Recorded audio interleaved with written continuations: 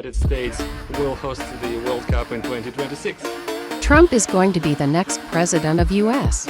How sport, and specifically football, can support his campaign against old opponent Iran and Russia.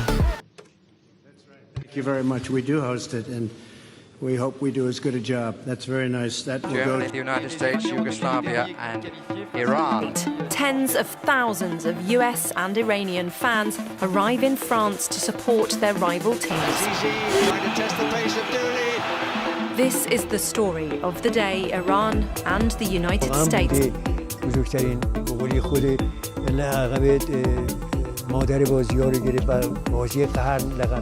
Politics and sport run a curious course together. فکر می‌کنم که کاری رو که ما انجام دادیم در طول 90 دقیقه بازی با آمریکا دیپلمات‌های ما 20 سال نتونستن انجام بدن. I am pleased that over the last year, President Khatami and I have both worked to encourage more people-to-people exchanges and to help our came to power with a landslide, a big surprise, nobody expected it. مرتب بهت گفته میشه، مرور میشه، تکرار میشه که آقا این بازی واسه ما مهمترین بازی تاریخ فوتبال ایرانه که واقعا بوده.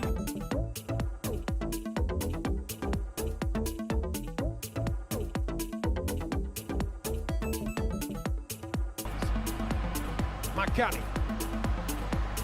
یه حرکت خطرناک و دروازه ما باز میشه.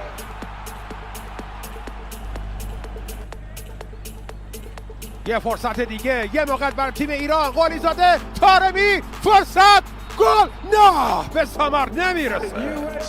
USA, that's a big game, man.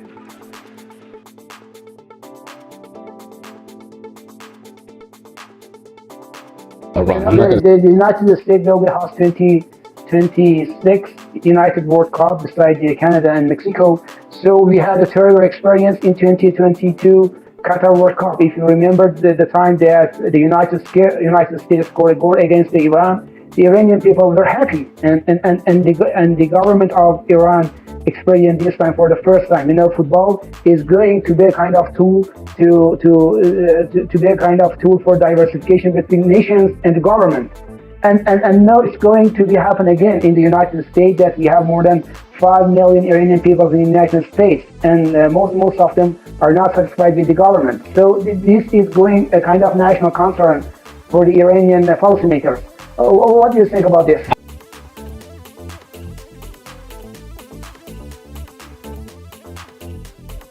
I can still remember Pele and so many others.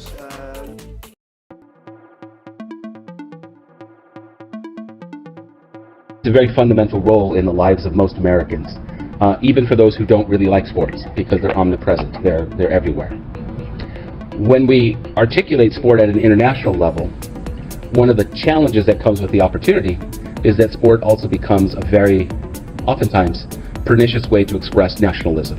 And not a healthy sense of patriotic sentiment, but a more vulgar, base expression of superiority.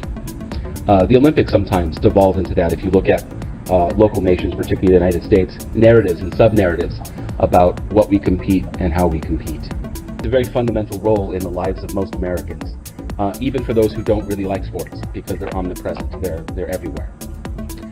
When we articulate sport at an international level, one of the challenges that comes with the opportunity is that sport also becomes a very, oftentimes, pernicious way to express nationalism.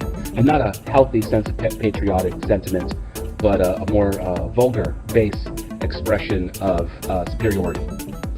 The Olympics sometimes devolve into that. If you look at local nations, particularly the United States, narratives and sub-narratives about what we compete and how we compete.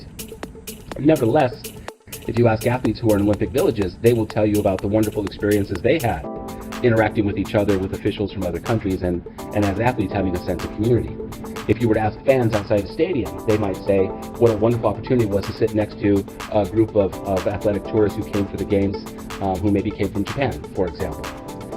So there's always those opportunities for understanding, but at the socio-cultural and national level, sometimes sports diplomacy gets complicated by these other less positive sentiments. Is that Iran is a place to be feared.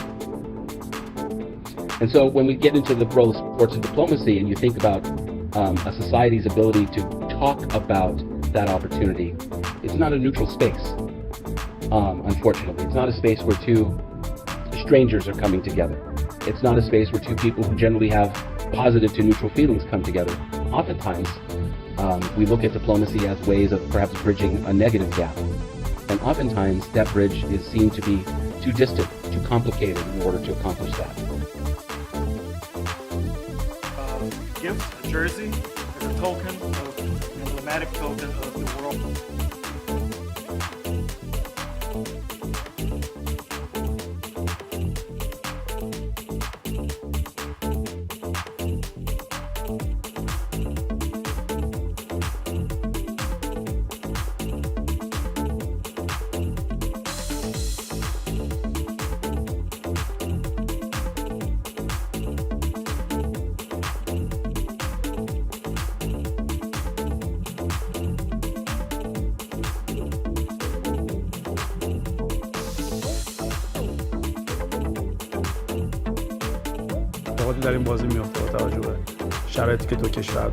Nevertheless, if you ask athletes who are in Olympic villages, they will tell you about the wonderful experiences they had interacting with each other, with officials from other countries, and as athletes have.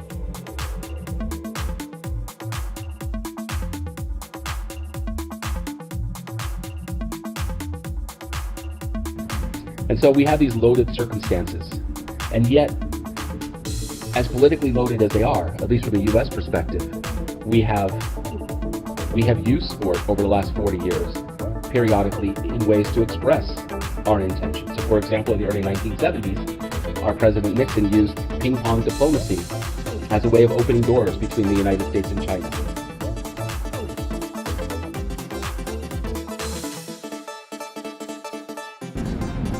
I don't want to overplay that, but in the United States, that resonated because it was an opportunity for them to at least have a counter discourse, a counter messaging of the openness to China. In the 80s, we had exhibition matches in boxing with Cuba.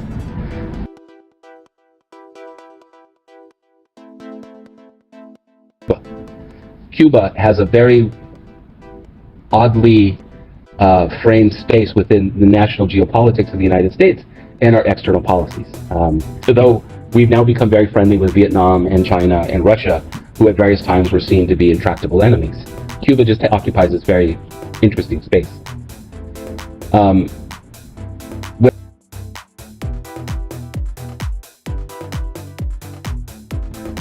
When it comes to a place like Iran, for example, we've had these instances, right? I wrote about them almost 2 decades ago, the 1998 World Cup in France.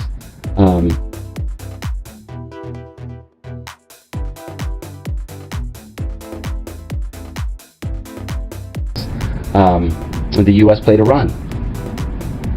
You know, on paper, it should have been a second-tier game, right? Neither nation at the time was seen as a very powerful sporting force in the space of world soccer. I don't believe the powers that be in Argentina, Brazil, Germany, Spain, France, Italy thought too much about the outcome of the game. It really wasn't going to change how they were going to proceed in the tournament. But it was framed as a very large clash. And so while it was on a, quote, neutral ground in France, there was still this notion that we could do something positive with the encounter. So much so that our President Clinton, before the game, on a sports channel, went on to talk about what a momentous and positive moment experience this could be for our teams, for our fans, and for our peoples. And it was quite interesting to see a president do that. He doesn't do that before the U.S.-Mexico games. He hasn't done that before the U.S.-Germany games. And let's not forget, we fought 2 world wars in the 20th century with Germany as the primary enemy. Haven't done that with U.S. and Japan, also a nation that you know, bombed our country during a point in World War II. But he felt he needed to do that with the U.S. and Iran. Why? Because for more than 2 decades at that point, the primary cultural discourse about the Iranian Revolution and the Iranian leadership, and if you will, the Iranian ideology, was seen as quite opposite, anathema, hostile to the United States. And so that is the way we positioned Iran. I'm not going to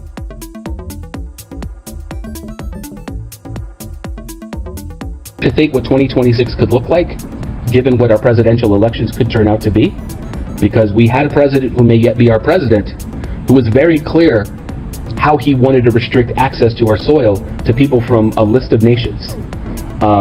And most of us shudder, we worry at his return and what could it mean, particularly for those kinds of opportunities. We'll sell out the stadiums, but what makes a World Cup, what makes an Olympic truly special is not just the athletes who come from other countries, it's the fans who come from other countries. It's that moment in and around the stadiums where they interact and where they celebrate the excellence of the athletes participating in a particular sport. I hope we have that opportunity in 2026.